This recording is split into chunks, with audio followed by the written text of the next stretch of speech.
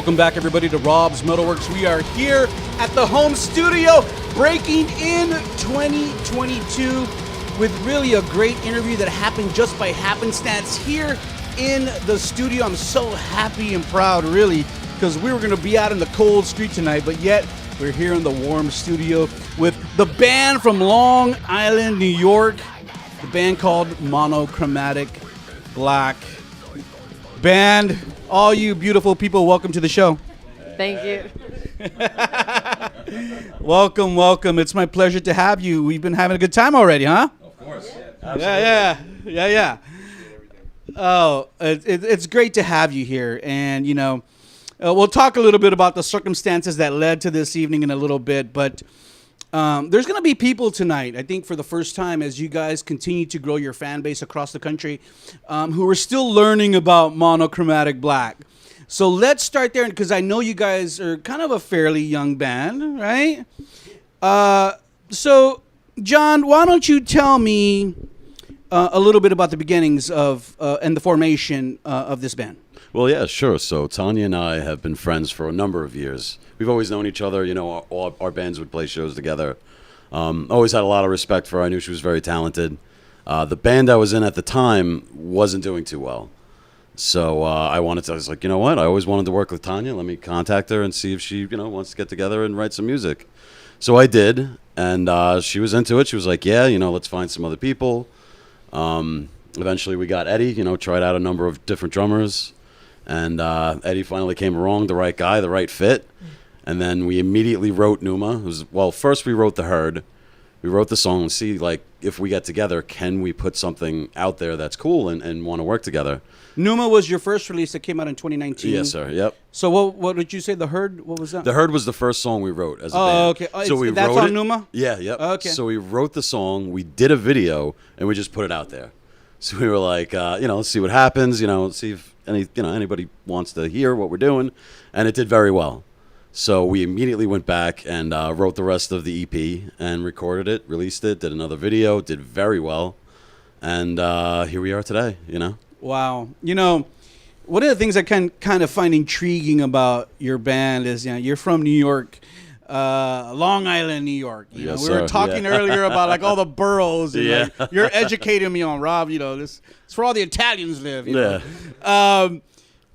But, if I didn't say this earlier, you might have assumed it by now, but I'm a huge fan of New York metal. And I remember back in the early 90s, New York was the mecca for metal for me. It was like, Life of Agony and Propane and Typo Negative and Sick of It All and all these great bands. And when I think about bands now that are coming out of New York, of which you are part of that cloth, I think about, man, these guys really have a lot to live up to because they come from such a rich heritage, right? Yes, absolutely. I feel like we're all blessed coming from New York. And when I was, growing up in the 90s, listening and loving all those bands you just mentioned, Life of Agony, Typo Negative, even bands like Marauder, All Out War. Yeah, Madball, you know what I mean? Like Agnostic Front, all those bands were just so prevalent and everywhere in my neighborhood. So I just, kind of assume when you're growing up, like, oh, every place must be like this. Suffocation, Internal Bleeding, all these bands coming from where we grew up. It's just, like you said, it's like getting cut from that cloth. I feel very privileged to be growing up from there, And even, as a fan, and first and foremost, before a video interviewer, I'm a fucking fan. I've seen the evolution of kind of metal across the country and in New York, and you guys, we were talking off camera, like a very heavy, technical, kind of diverse, kind of like this really eccentric type of band that provides so many different types of flavor to brutality. And, obviously the metal has evolved in the New York scene since that time to be a bit more of a complex thing. So what do you tell people? I never even mentioned it in my postings and promoting this interview, trying to even label the genre of what you guys do. What do you call it? It's funny you bring that up because just last night somebody had asked us, so if you had to describe your band in one word or whatever, how would you do it? Are you like death metal? Are you technical death metal? I mean, I guess the way we do it, you know, we just say like progressive death metal. You know, it's with some melodic elements in there. All of us have such an eclectic taste in music, from, you know, everything that's super heavy to the lighter stuff. Yeah. And we wanted to try to put out something that's more unique than, you know, we're not trying to reinvent the wheel, but, you know, we think it's more unique than what's out there, and trying to do something different that hasn't been done before. Yeah, and I think the fact that Tanya can do so many things with her voice lends to that. You know, it's not just the clean, it's the heavy. So Tanya, we talked about the release of Pneuma in 2019, and obviously we're going to talk tonight about the release of Vicissitude. Did I say that correctly? Yeah, you did it. Yeah. Vicissitude. And because I've heard Pneuma, and it seems like there's just been so much growth in the band since that time. Talk a little bit about what you feel has kind of progressed since 2019. Well, Eddie was in a previous band called Painted in Exile, so he writes really like strange time signatures, things that I never had to deal with as a vocalist, and it kind of pushed me forward to try different things that I'm not normally used to, and it really like pushes, you know, the envelope for me. So for me personally, that's what was Vicissitude. So Yeah. And talk a little bit about. I'm gonna ask you a question later on, but talk a little bit about. I was telling you tonight downstairs. I'm like, man, Tanya, you do like 4 different vocal styles. Do you think about that, or do you just kind of just whatever the song calls for? It's just whatever I feel, because I don't personally like to sing as much. I love screaming more than singing. Okay, cool. But if I feel it though, and I feel it's necessary, like I'll do whatever the part calls for. It's a feeling, just based on a feeling. So yeah. And obviously, between Pneuma and the new record, we dealt with the pandemic. Yeah. Yeah, and you know, some bands have really dealt with it a lot tougher than other bands, and it kind of seemed like were you guys doing some writing at that time? We were actually. Eddie would probably be for this one. Yeah, so John and I started writing the album at the end of 2019, and then when the pandemic hit, you know, nobody could see each other. So at that point, we immediately realized that we had to figure out a new way to go about this, because originally we were writing, just jamming in my basement, and we learned that was not going to work anymore. So that was basically how that worked, and then eventually we learned how to, you know, kind of do things over Pro Tools and stuff like that, and, you know, phone calls and all that stuff. You had to fucking pay Google $100 to increase your storage, huh? Yeah. Yeah, that's cool though. I think it, you know, being pressured to kind of learn and utilize technology in a productive way is kind of important. But weren't you guys playing shows up until the pandemic? I saw. Yeah, we played weeks before the pandemic was announced. Like, hey, there's something going on, you know. So yes. We did the January. We did a full tour in January of that year, and then we started doing weekend tours throughout February and even early March, I think. And then once the pandemic was announced, we were like, all right, well, we guess we got to take a break from this. Were things, you know, it's kind of I always kind of think about like how the pandemic is managed in different parts of the country. So in New York, were you guys pretty locked down up there? Yes. Yes. Still very strict. Yeah. Really? Elaborate a little bit on that, because I think it's important for people all over the country. Dan, yeah, share a little bit about that because, like I said earlier, I was talking to Tommy Victor back in November, and he was telling me, you know, he's from New York. He travels from New York to LA. He's like, Rob, it's like you're fucking locked down, bro. Like you know, you can't do anything. We're just at home.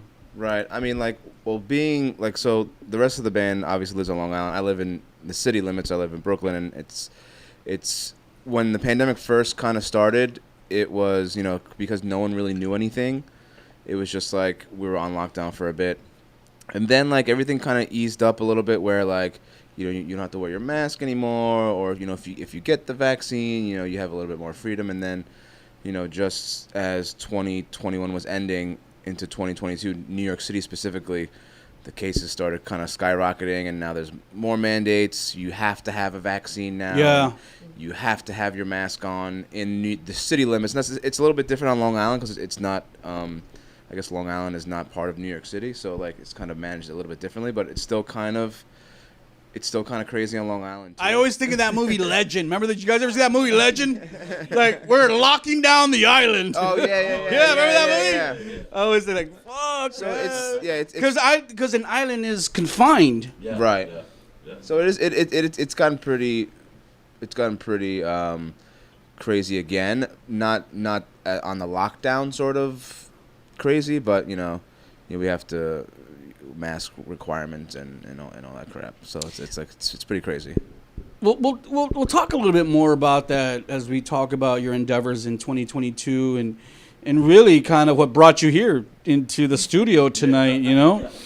Interesting, and it's the uncertainty of our world is scary and intriguing because we just don't know what's going to happen. But nonetheless, near the end of 20, you released your first single. Yeah, let's talk about Abaddon for a little bit. Sure. Anybody? Sure. That, to me, honestly, that's one of my favorite songs on the record. Oh, cool. Yeah, it's nice. one of my favorite songs on the record. It's very heavy. I love the sing playthrough that you did. The video of your vocal playthrough. I love that. I think more than it was, very cool. And so that came out in September.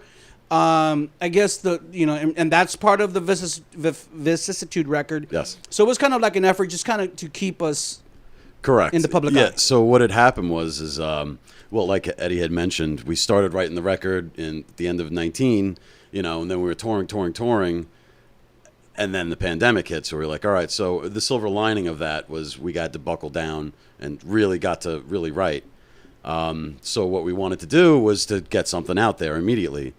So we recorded Abaddon as well as 5 other songs and then had to split up the studio time like 6 months later. Because of the pandemic, everything had to be limited. It was hard for them to get in and do the studio time. So the first mix of that song is what the video is. Oh, really? Yeah, so it's a different mix on the record? Correct. Yes, sir. Oh, wow. I didn't Yeah. even tell. See, you guys know all this shit. You guys are musical perfectionists. Yeah. Us metalheads are just like, yeah. we don't know the difference. Hey, yeah. Yeah, so that's a very, very cool. What was the reception like? I mean, because Pneuma had come out a year before, and now Yes. your fans were like, "Oh yeah, we got some new music finally." Yeah. You don't want to stay stagnant too long. Correct. Yes. Yeah. Everybody seemed to love it. I was a little afraid it was going to go over people's heads because it's like kind of proggy, you know what I mean? More proggy than, let's say, Phosphenes or The Hurt or anything like that. It has a whole like Opethy kind of middle section going on, and Tanya's vocals during that part are very ethereal and very like spacey. Yeah. So I was a little worried that like people would just be like, well, where's the blast beats?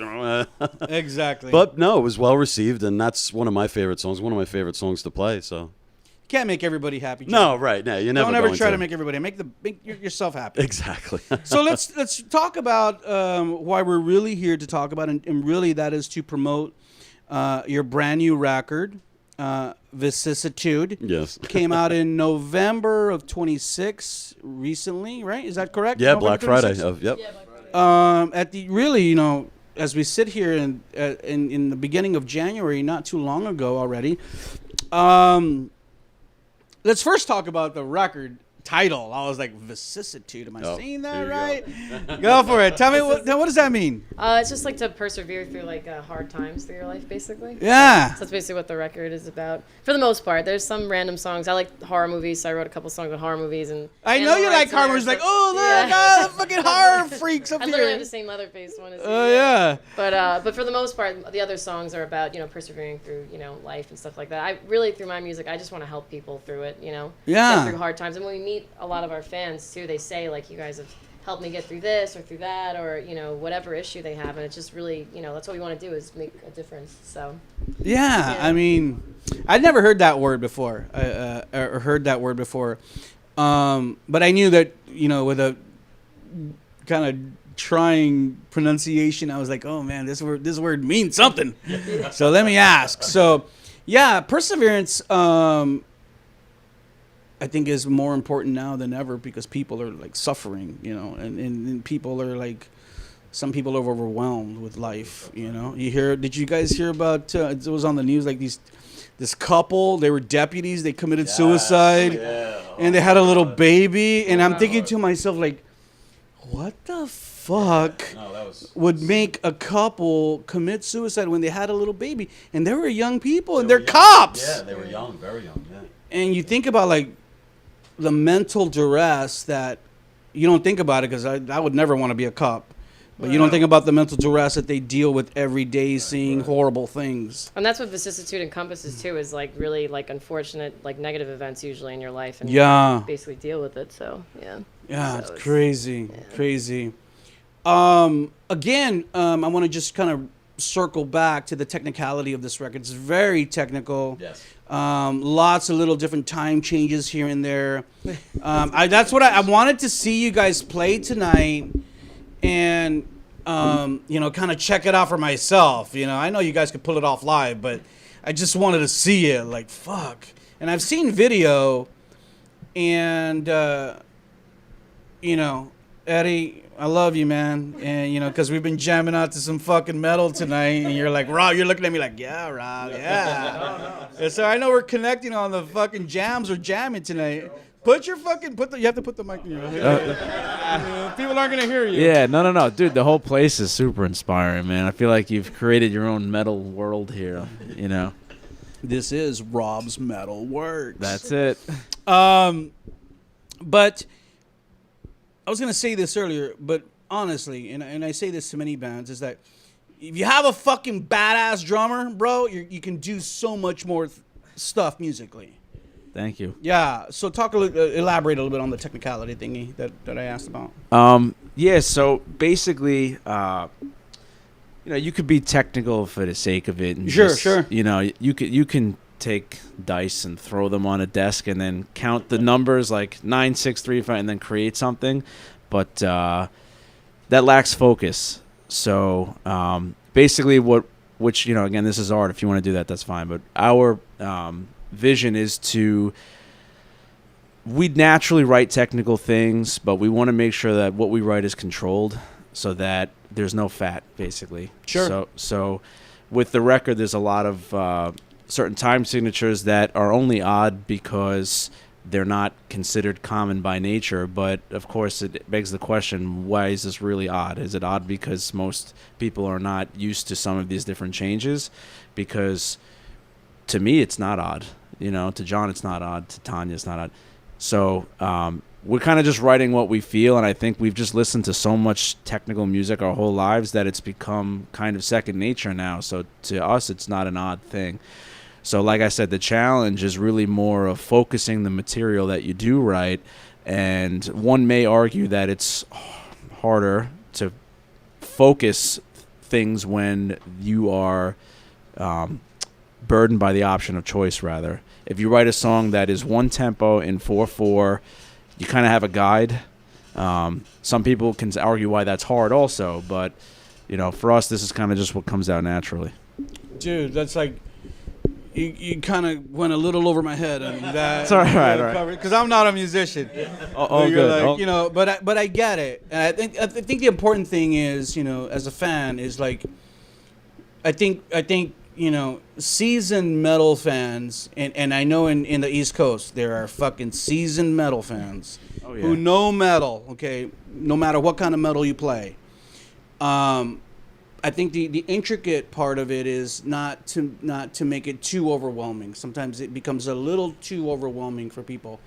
But I think you guys are like right at that cusp, man. You guys are taking it right to the level before it becomes overwhelming, and I think that's the beautiful thing. I'm glad you said that. Yeah. I don't want to say that was intentional, but in a way, I think that's kind of how we are as people. So naturally that comes out. I think there's an accessibility to our band, although it is as technical as it is. And I think a lot of that derives from the fact that we make an effort to keep things focused. I think that's what it is. Yeah, and that's cool. I remember when I heard the record for the first time, I was like, holy smokes. I'm like, okay, I got to listen to that track again.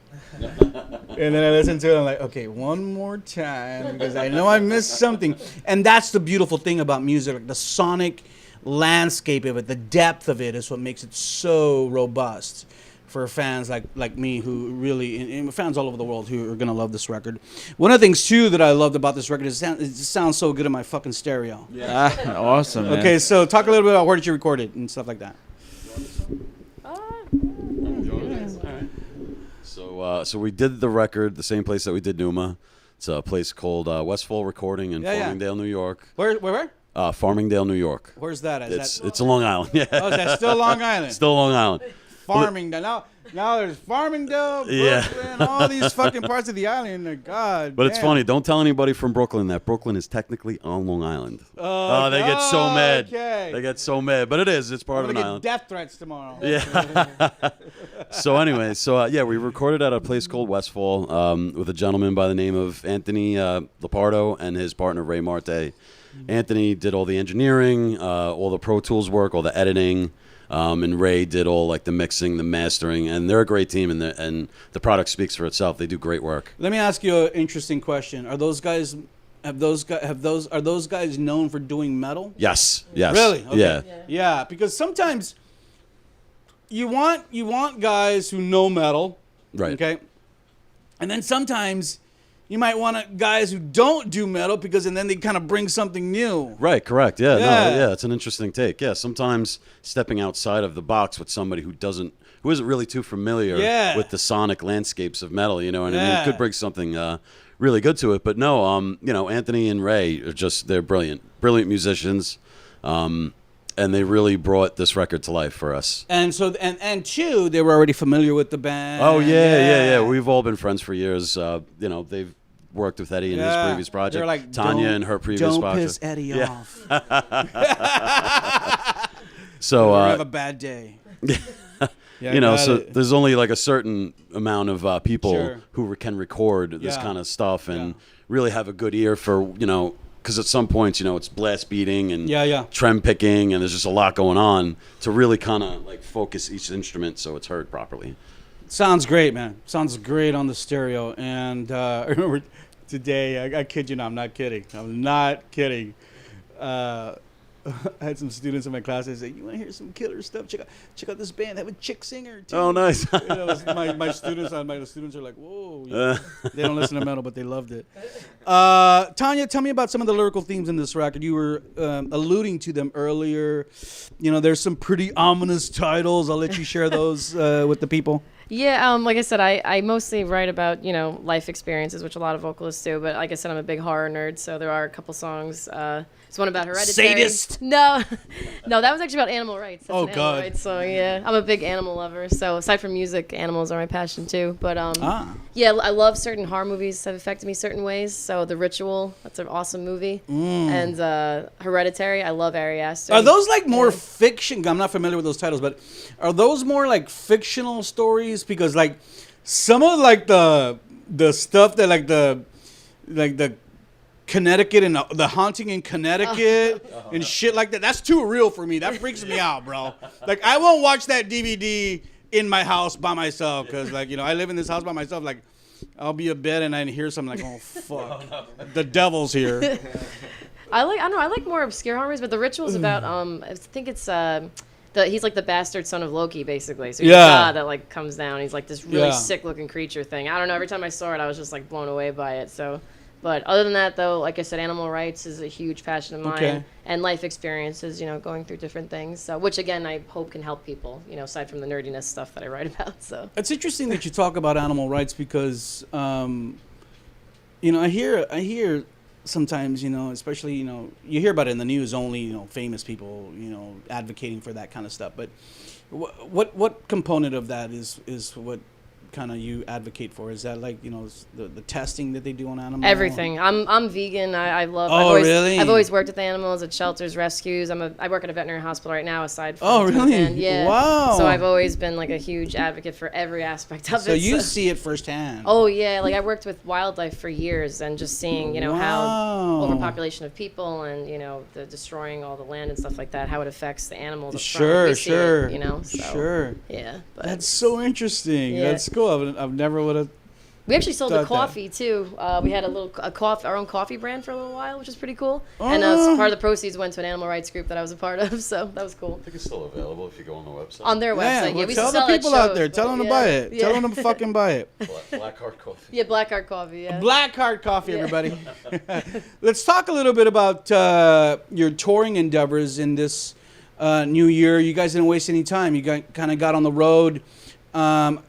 Did the first show on the 8th in Louisiana happen and go down? No, that one didn't happen. No. Oh, yeah, okay. the bands dropped. Someone had COVID in one of the other bands. And the Yeah. band dropped off. Yeah, it happens though. We're understanding. But we actually started off the tour awesome yesterday in Austin, Texas. At the Come and Take It? Yeah, yeah. How did that go? Already want it? All right, go for it. That show went great. Really? Yeah. It's like when when you stop playing and just like the very first thing you hear is people going like, "One more song." It's like, all right, that's the best. That's feeling in the so world. cool, dude. It's like- Austin has this is the best way to describe the Austin metal scene. Because San Antonio is the premier metal city in San Antonio. Don't ever forget that. Austin has a very mature, articulate metal scene. They may not be as large as ours. Their music scene is more diverse. They have metal, they have blues, they have folk, they have everything there. But the metalheads in Austin are very smart metalheads. They know their metal, and they love diversity. So that doesn't surprise me. That doesn't surprise me at all. Yeah, it's like Austin is always like appreciated. Like the last time we played there was amazing. This time was amazing. It's like, yeah, we love going there. And right now, you're playing until the end of this tour. Runs until the end of this month. Ends out in the vicinity of your hometown, right, Brooklyn? The Kingsland in Brooklyn. Yeah. Yep. Ah. Yeah. Yeah, it's on the 29th. Yeah. Yeah. How's the tracking been? You guys are traveling all over. It's been a little It's- brutal, but it's fun though too. We have it silly has stories. And, I always think like it's kind of challenging to do those things in the wintertime.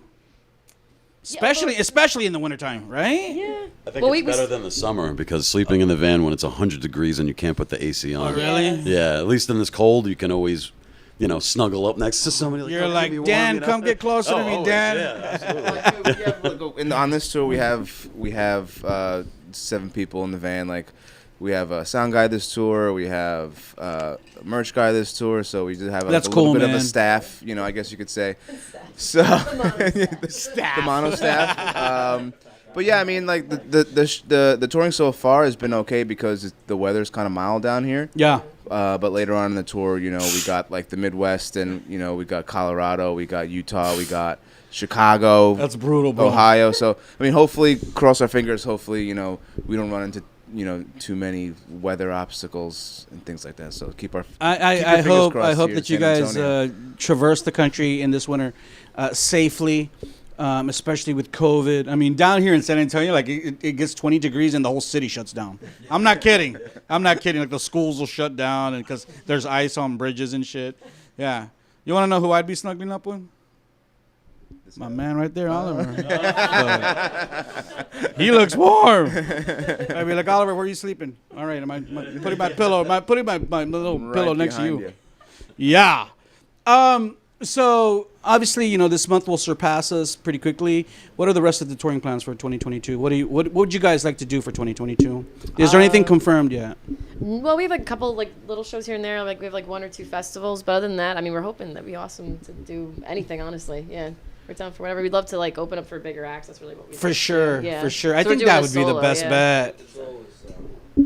Big goal for this year is to increase the fan base. I mean, Yeah. we just put out the record, and this is like a big push for us. We just Sure. really trying to do that and ultimately get what she just said. If opportunities with bigger bands that we look up to would be For sure. incredible. So, yeah. I think you guys have a great product. And for all you people out there who have not yet caught upon what we're talking about Monochromatic Black's new record. It is called Vicissitude.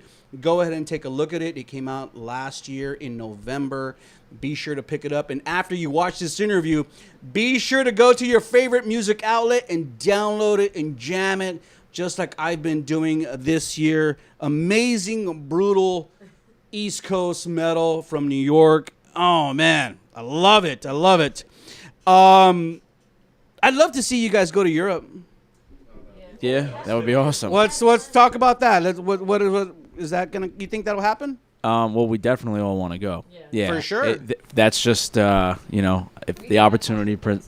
Yeah. Yeah, we actually had plans to before COVID happened. We had we were with an agency also who had a bunch of shows just for us, even in the United States. But we had so many plans, but COVID just happened, and unfortunately, it just is what it is. Yeah. Bad timing. But yeah, we're hoping that would be amazing. So yeah. I think you guys would be big in Europe. And actually, Arthur just came. Oh yeah, I just tour with us. Yeah, I just came from Edinburgh, Scotland, because I'm going to school there. So Really, for what?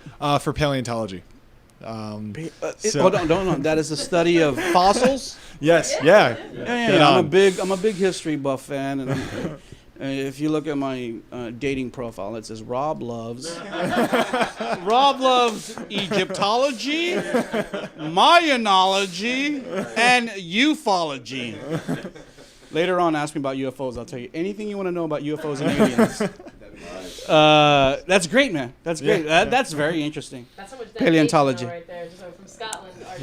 Yeah, Scotland back here just. So you have a backup plan in case Monochromatic Black doesn't work out, huh? Let's talk about videos. You guys, I think videos are very relevant in today's scene. People are very visual. Our young people, they want to see and they want to connect. You guys have done a couple of videos, right? Yeah, talk a little bit about the videos. Tell them who you were, Arthur. Yeah. So in the Abaddon video, I played a crucial role as Abaddon. And oh god. That's actually Arthur in the mask. Yeah, and the mask Oh, and really? everything. Yeah. And we were laughing the whole time. Me and Arthur. It was pretty Wow. hard to do takes. Yeah. Wow. It was fun though. It was a lot of fun. Yeah. That's cool, man. And then there was the kind of like the band playthrough video you guys performed. The recent one? Yeah. Oh yeah, that's with the same guy, Eric DeCarlo. He's Yeah. amazing, and he's really doing amazing with other bands as well. You guys did those in New York? Yeah, that was in what, Long Island City, Queens, Closing the Gates. Yeah, Closing the Gates. Oh, I'm sorry, that's with Washed Up Media. I'm sorry, we've done 2 videos with Eric, Yeah. but this one, is Washed Up Media. You actually know Sean, if you want to talk about This it. is Sean Ageman. It's just a super great guy. He runs a media company to help bands, for a similar thing. He's got his own interview stuff too, and great guy. So he did that. So Closing the Gates. Yep. Cool. Eric DeCarlo's doing the next one. I love how the video, you guys are all wearing black and then the background is white. Yeah. I thought it really popped when I saw it. I was like, man, that's cool. And I always love to see bands throw down, because I always tell bands, and this is the way that I gauge my love for bands. If I hear the record and the record's great, they did it right. And then sometimes I go see a band live and I'm like, they didn't pull it off as live, okay? Or they're not as vibrant live. And then you have bands where their records and then you go see them live and they're like, fuck! And then you see the bands who are badass on the record and badass live. Those are the bands that I feel really kind of get it, and they fucking propel themselves into the minds of fans. Yeah. So great, awesome. You guys did a making of documentary. Yeah, I've seen some of it. And it's cool to see you guys. I love, Dan's there with his fucking half stack and his guitar. Dan, what kind of guitars you play? Is that an ESP that you play? No, so I've been a huge fan of Ibanez guitars since I was a little kid. Why? Excellent question, Rob. No, I know about guitars. Don't get me wrong. I do know about guitars. So I grew up in, I guess, the mid to late 90s when I started getting into metal, and around that time, Korn was a huge band, and so you play 7-string? They were the first band that I saw that played 7-string guitar, and they played Ibanez, and I begged my parents just to buy me a guitar. I had a guitar already, but like once I got into the 7-string and corn and things like that, I was just begging my parents to get me a 7-string guitar, and I finally picked one up, and it was going to be Ibanez, and I played Ibanez ever since. And I don't know, something about Ibanez is, I don't know, it's just, I played other guitars, I played other brands, but I always find myself going back to Ibanez. So the Prestige Ibanez is probably some of the best guitars ever made. So any guitar players out there, Prestige Ibanez, some of the best guitars. So I love Ibanez. Shout out to Ibanez. Correct me if I'm wrong. I'm going to ask you. I'm not, like I said, I'm not a musician or anything, but are Ibanez guitars kind of heavy? Well, it depends. The guitars that I use, so I guess it's very strategic. When I was younger, I used to get heavy mahogany guitars. Yeah. But now mahogany is just too much on the old back. So so the guitars that I have, I think they're basswood or basswood, however you pronounce it. So it's nice and light, but you also get like that snap. So you do get that tone and sort of like low mid range. Fuck yeah. So it makes it heavy. Yeah, so it makes it fucking heavy. Yeah. Cool. Years and years of playing different woods, you kind of like develop your own taste. Of course, yeah. So, but the making of Doc really talks about like the making of Vicissitude. What were some of the biggest challenges in making this record that maybe you didn't experience with Numa? You want this one? Yeah. Well, we talked about the restrictions with not being able to be together, right? That was it. Yeah, I mean that was really difficult. For me, tracking the record in 2 halves was super weird. Never did that before, so having to do that. What do you mean by that? For non-musician people. So as John was saying earlier, we went in order to get a Baden out at a reasonable time.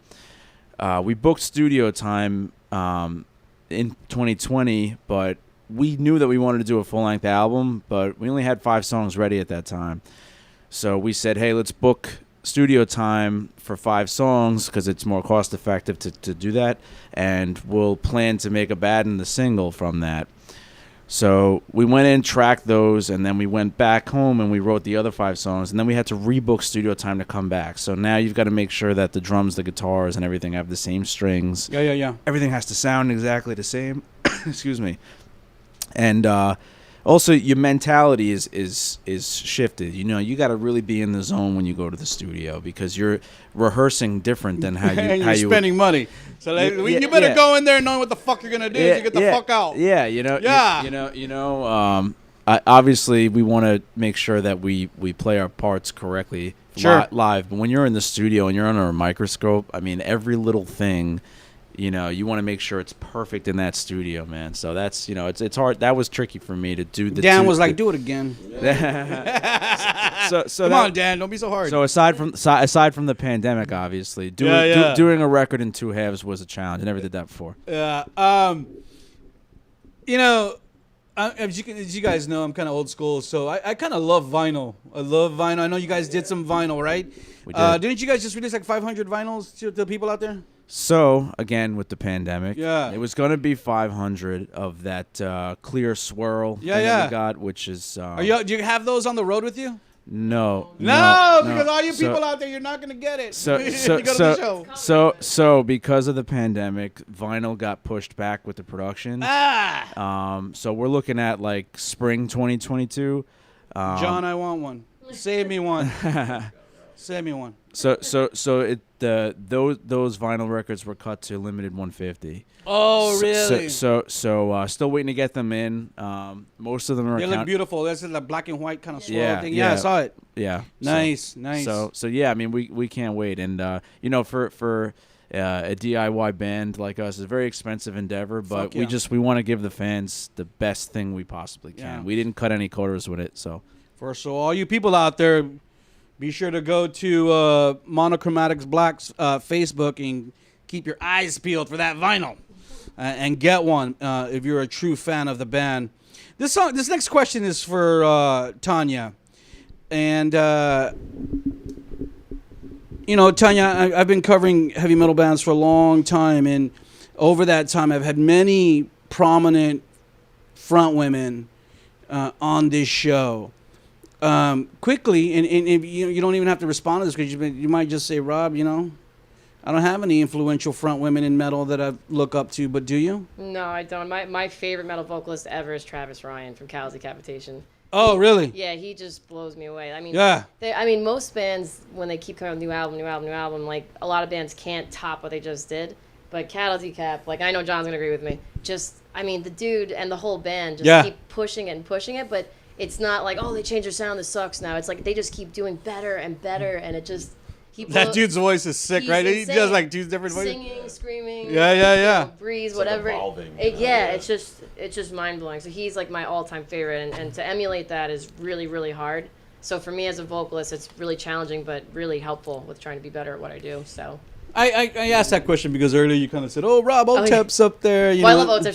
She's a big animal rights person too. Yeah. Oh, okay, that's it. That's why. Yeah. Yeah. There's been so many great metal front women, and I've done this once before and talk about the really first extreme female metal vocalist in metal. She was from New York. She was signed to Metal. The band was signed to Metal Blade, and the band's name was Crisis. Oh yes, yeah. Karen Crisis was the first. That's right. Yes, Karen Crisis. You guys know Karen Crisis? Yes. Okay. Karen, I was a huge supporter of Crisis and Karen Crisis. I don't know if you guys saw that picture. They were here in this house. That's them right there. That was here in my game room. Oh, right that's there. Yeah. There they are. And Karen was really kind of the first, and we're talking like late 90s, and she kind of opened the doors for a lot of people.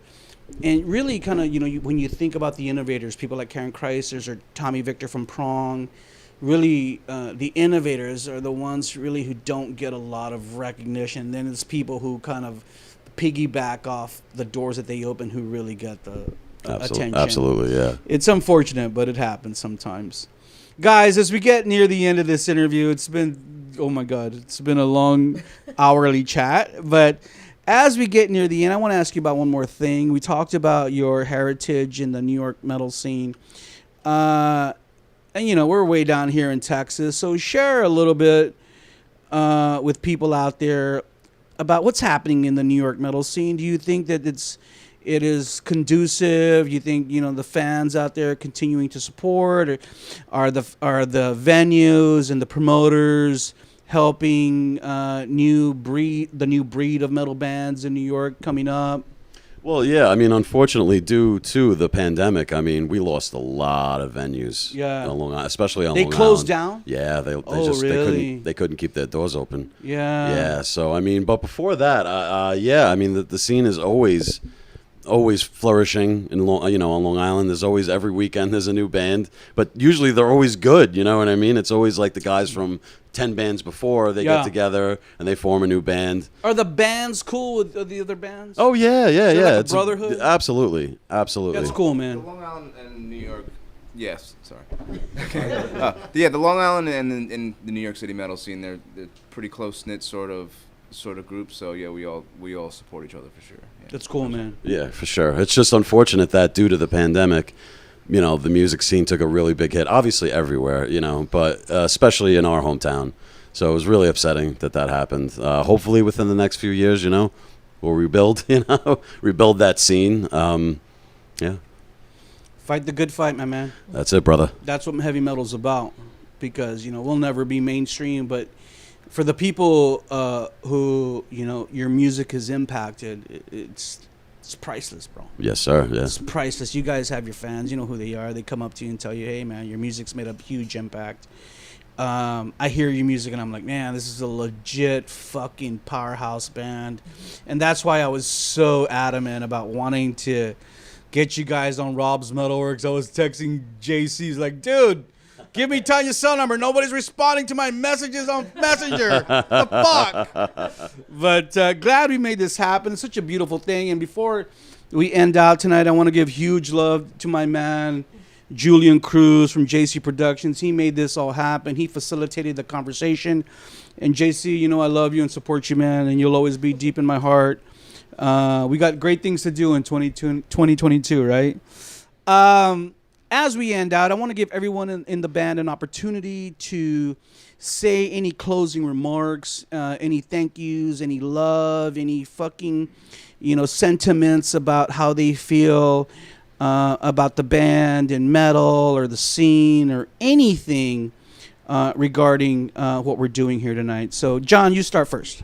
So I would just love to say thank you to anybody and everybody who shares our music, messages us, tells us how much they love us, and people who show up to the shows and want to hang out with us and talk to us. I mean, especially because of the pandemic and also dark things that had happened while that was going on, it kind of put us in a bad mental state. As a lot of people, you're shut in. You're uncertain about the future. You don't know what's going to happen, especially with live metal. It's a very intimate thing. You're up in people's faces, and having to distance and not be a part of that really kind of put a hindering on our mental health. So the fact that even still people were pushing through and still want to come see us and want to go see live metal again and still supporting us. I mean, thank you so much from the bottom of our hearts. You are pushing us to want to do better and to do more and to keep working. No matter how bleak it may look, we still want to do it, and you're pushing us to do it. So thank you very much. Yeah. No, you have to kind of piggyback off what John is talking about, but because shout out to the fans, because if it wasn't the fans is kind of what makes it all worth it. You know what I mean? When they come up to us after the gig, hang out at the merch table, want pictures, asking for autographs, which is kind of surreal because we were all fans at one point. Yeah. Doing that same thing, oh man, do I go up to him and ask for his autograph? I don't know. So it's one of those things where now we're being asked for that. So it's super humbling, at least for me, I can say. Yeah. So shout out to all the Mono fans out there. If it wasn't for you guys, we wouldn't be doing this. Also shout out to our families for putting up with the all shit. Support, Yeah. Boyfriends, girlfriends, family. Yeah, man. Shout out to you. Shout out to Julian for helping us out. All it's everyone that helps us. Shout out to Diodario Strings for hooking John and I up with strings for this whole tour. So that's pretty cool. Cool, yeah. So shout out to Diodario Strings back home on Long Island. They're a Long Island company. So, but yeah, thank you guys again for all that. And it's all about the fans. Yeah, so we love sure. you guys. Thanks. Thank you so much. Great shout out. It's kind of hard. I get to piggyback off of both of them now. Yeah. But just honestly, the fans, because they mean everything to us, and it just makes. I'm me happy. I know everybody happy when they come up, and we just love it. When you guys see us, live, just please come hang out with us. We love it, and we'll spend all the time in the world with you guys because, everyone's saying it's for them. So. Do you ever have fans, Tanya, who get intimidated to come up to you and talk to you? Some people do. Yeah, I got little kids too, which is cute. They do, right? Is that the chick from Mono? Man, she's hot. I don't want to go up and talk to her. I'm staying away from that. I'm too ugly. No, everybody's awesome. It's cool having a lot of chick fans too, which is awesome. Oh, too. really? Mostly yeah, dudes those chick fans want to take you to bed too. No. But it's cool though. And a lot of young. We have fans, which is cool too, all ages, which is awesome too. Yeah, that's cool. Little kids to older people. It's awesome. So yeah, so thank you, to you guys and Julian, dude. Thank you seriously for everything, for hooking this up. So really appreciate it, dude. Yeah, if in the internet age you've made it this far into this interview, then we love you, and you're what makes this happen. Yeah. And we appreciate your support and everything, and just there's this whole network of people like you and Julian and just everyone else who makes things like this happen. We just appreciate and love all of it. For sure. Yeah, so thank you for having us, Julian, everybody. Yeah, I mean, the fans obviously are number one thing, For people who have not been in bands, whether you just never got the opportunity, it is a massive, massive sacrifice to do this. I know. Even though we love to do it, yeah. All of us have turned down, good job opportunities. Yeah. And this thing, money doesn't just start happening immediately with this kind of thing. Sure. So fans that either appreciate that or know that, and they want to buy merch or come to the shows or support us or spread the love or the music, any which way that fans support us is huge. And obviously we don't just do this for us. We do this because we want to, but we also want to give back to the fan base. And like Tanya said, we're super, super grateful that our fan base, it can't really be pinpointed. It's not like, men from 18 to 25 love Monochromatic Black. Sure. Like, if you look at the stats, which you can see today on YouTube, it's all over the place. Yeah. I mean, there's a good chunk on the graph from people from 18 to 22 and people from 40 to 60 and people from 30 to 40. And we never thought we would have an appeal like that, but we are so grateful that we do. And it's the coolest thing ever. So thank you. It's a beautiful thing. And what's beautiful about it is that your music is touching so many different people. Guys, thank you so much. It's a beautiful thing when I do interviews like this here in the home studio. And Art, I know you're like, man, this is a long interview, but the thing that I love about it is that the chemistry between us is so good and it's been flowing so well. And I appreciate each of you sharing your corazones with not only me, but the fans of San Antonio. So thank you very much. Thank you very much. We're not done quite yet, okay? It's great to have you in San Antonio, and hopefully next time we'll have an opportunity to see you play. Remember, everyone out there, the name of the band is called Monochromatic Black. They have a brand new record out there called Vicissitude. Be sure to go get it right now. After you watch this interview, you saw the band only right here on Rob's